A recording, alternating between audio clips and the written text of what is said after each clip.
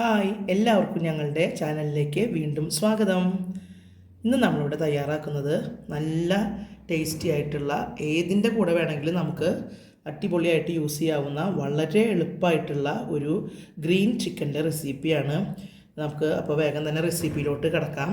പിന്നെ നമ്മൾ ഇതിൽ ആർട്ടിഫിഷ്യലായിട്ടുള്ള കളേഴ്സ് ഒന്നും തന്നെ യൂസ് ചെയ്യണില്ല. ഗ്രീൻ കളർ കുറച്ച് യൂസ് ചെയ്താൽ നല്ല ഉഗ്രൻ ഗ്രീൻ കളർ നമുക്ക് കിട്ടും, പക്ഷെ ഞാനത് യൂസ് ചെയ്യണില്ല.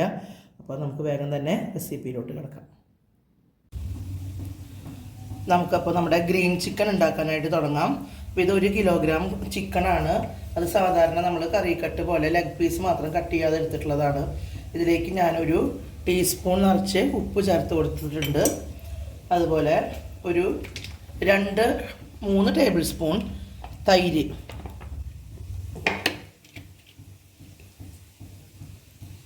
ഇനി 1 ടേബിൾ സ്പൂൺ വിനാഗിരി, ഇനി 1/2 ടീസ്പൂൺ മഞ്ഞൾപ്പൊടി,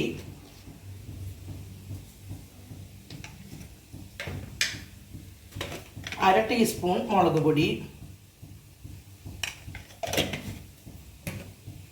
2 ടേബിൾ സ്പൂൺ മല്ലിപ്പൊടി.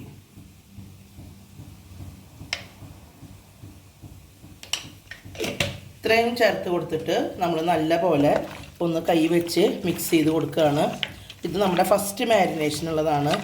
ഇനി ഇതൊരു 10 മിനിറ്റ് നേരം ഇവിടെ റെസ്റ്റ് ചെയ്യാനായിട്ട് നമുക്ക് വെക്കാം.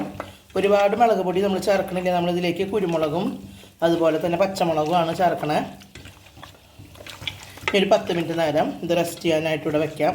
ആ നേരം കൊണ്ട് നമുക്ക് സെക്കൻഡ് മാരിനേഷനുള്ള അരിപ്പ് തയ്യാറാക്കാം.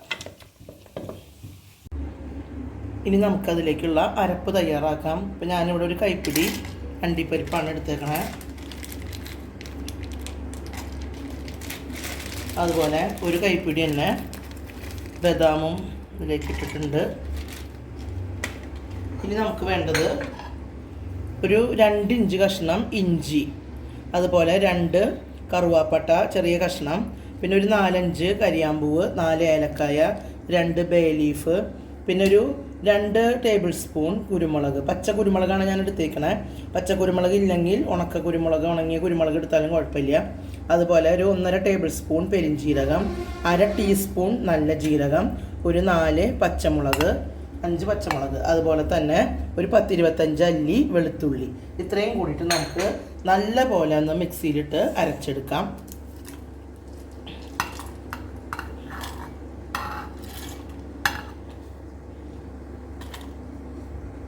ഇതിലേക്ക് വേറെ മുളകൊന്നും നമ്മൾ ചേർക്കില്ല കേട്ടോ.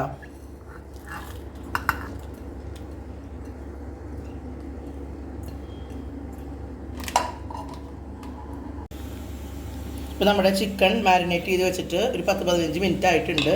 അതിലേക്ക് നമ്മൾ ഈ അരച്ചത് ഇട്ട് കൊടുക്കുകയാണ്.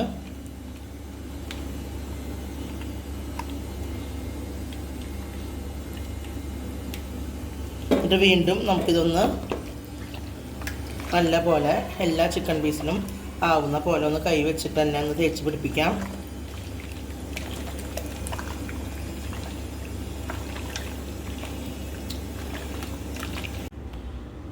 ഇനിയാണ് നമ്മുടെ ഗ്രീൻ ചിക്കൻ്റെ പ്രധാനപ്പെട്ട ഇൻഗ്രീഡിയൻസ് വരുന്നത്. ഇതിലേക്ക് നമ്മൾ ഒരു കൈപ്പിടി പുതിന നല്ല പോലെ കഴുകി എതിളൊക്കെ എടുത്തിട്ടുള്ള പുതിനയാണ്. വലിയൊരു കൈപ്പിടി തന്നെ എടുത്തിട്ടുണ്ട് 1 കിലോഗ്രാമിന്. അതുപോലെ തന്നെ 1.5 കൈപ്പിടി മല്ലിയില,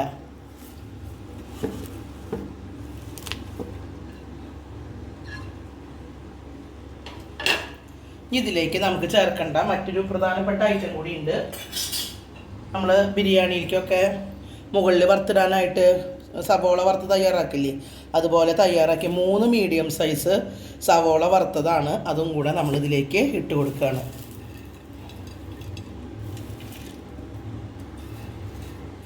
ഇതെല്ലാം കൂടെ നമുക്കൊന്ന് പേസ്റ്റ് രൂപത്തിൽ അരച്ചെടുത്ത് നമ്മുടെ ചിക്കനിൽ ചേർത്ത് കൊടുക്കാം. ഇപ്പം നമ്മുടെ മല്ലിയിലയും പുതിനയിലയും കൂടി അതുപോലെ തന്നെ നമ്മുടെ സവാള വറുത്തതും നമ്മൾ നല്ല പോലെ പേസ്റ്റ് പോലെ അരച്ചെടുത്തിട്ടുണ്ട്. ഇതും കൂടി നമ്മുടെ ചിക്കനിലേക്ക് നമ്മൾ ചേർത്ത് കൊടുക്കുകയാണ്. അപ്പോൾ നമുക്ക് ചിക്കനിൽ ഏകദേശം 3 മാരിനേഷനാണ്.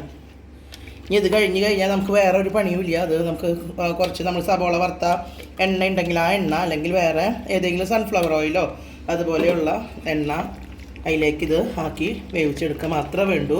ഇനി വേറെ പ്രത്യേകം വളരെ ഈസി ആയിട്ട് നമുക്ക് തയ്യാറാക്കി എടുക്കാവുന്ന ഒരു ചിക്കൻ്റെ റെസിപ്പിയാണ്. വളരെ ടേസ്റ്റുമാണ്. ഇനി ഇത് ഒരു 10 മിനിറ്റ് നേരം കൂടി നമുക്കിവിടെ റെസ്റ്റ് ചെയ്യാനായിട്ട് വെക്കാം. ഇപ്പോൾ നമ്മുടെ ചിക്കൻ മാരിനേറ്റ് ചെയ്ത് വെച്ചിട്ട് ഒരു 20 മിനിറ്റ് കഴിഞ്ഞിട്ടുണ്ട്. നമുക്ക് എത്ര നേരം വേണമെങ്കിലും വെക്കാം. 1 മണിക്കൂർ വരെ വെച്ചാൽ നല്ലതാണ്. ചിക്കനിൽ നന്നായി പിടിക്കും. ഇപ്പോൾ ഞാൻ 20 മിനിറ്റിനുള്ളിൽ എടുക്കണമെന്ന് മാത്രമേ ഉള്ളൂ. ഇനി നമ്മൾ നേരത്തെ നമ്മുടെ സവാള വറുത്ത എണ്ണയുണ്ടല്ലോ, ഞാൻ സൺഫ്ലവർ ഓയിലാണ് എടുത്തിരിക്കണേ. ആ എണ്ണ ഒരു 4 ടേബിൾ സ്പൂൺ ഒരു കടായിലേക്ക് ഒഴിച്ചിട്ടുണ്ട്. അതിലേക്ക് നമ്മുടെ ഈ ചിക്കൻ ഗ്രേവി ഇല്ലാതെ, ഇപ്പോൾ നമ്മൾ ഗ്രേവി ചേർക്കണില്ല, ഗ്രേവി ഇല്ലാതെ ചിക്കൻ അതുപോലെ തന്നെ നമ്മളിതിലേക്ക് ഇട്ട് കൊടുക്കുകയാണ്.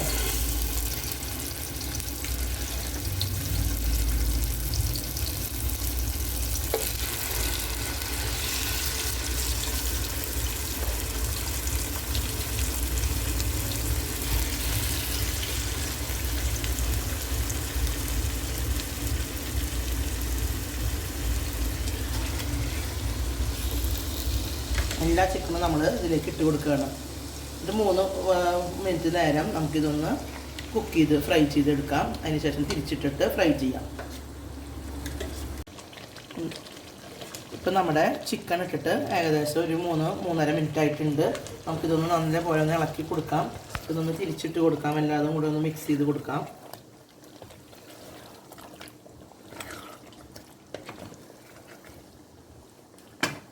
ഈ സമയത്ത് നമ്മളിതിലെടുത്ത ബാക്കിയുള്ള ഗ്രേവി ഉണ്ടല്ലോ, ആ ഗ്രേവി മൊത്തം നമ്മളിതിലേക്ക് ചേർത്ത് കൊടുക്കുകയാണ് കേട്ടോ.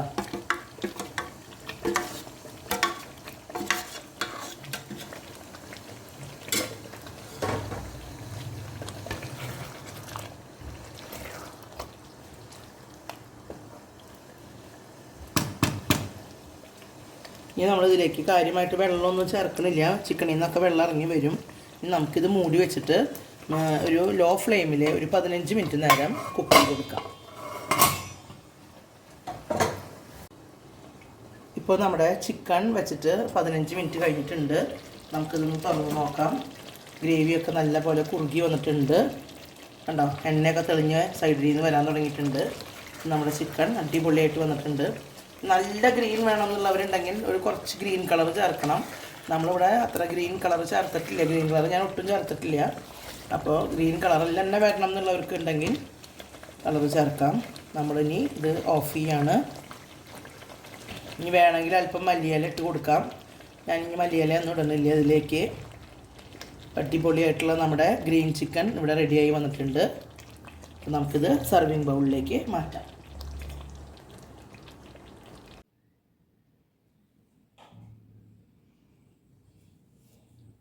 ഇപ്പോൾ നമ്മുടെ വളരെ ടേസ്റ്റി ആയിട്ടുള്ള നല്ല രുചികരമായിട്ടുള്ള നമ്മുടെ ഗ്രീൻ ചിക്കൻ ഇവിടെ റെഡിയായി വന്നിട്ടുണ്ട്. നിങ്ങളെല്ലാവരും ഇത് ട്രൈ ചെയ്ത് നോക്കണം. വളരെ വെറൈറ്റി ടേസ്റ്റാണ്.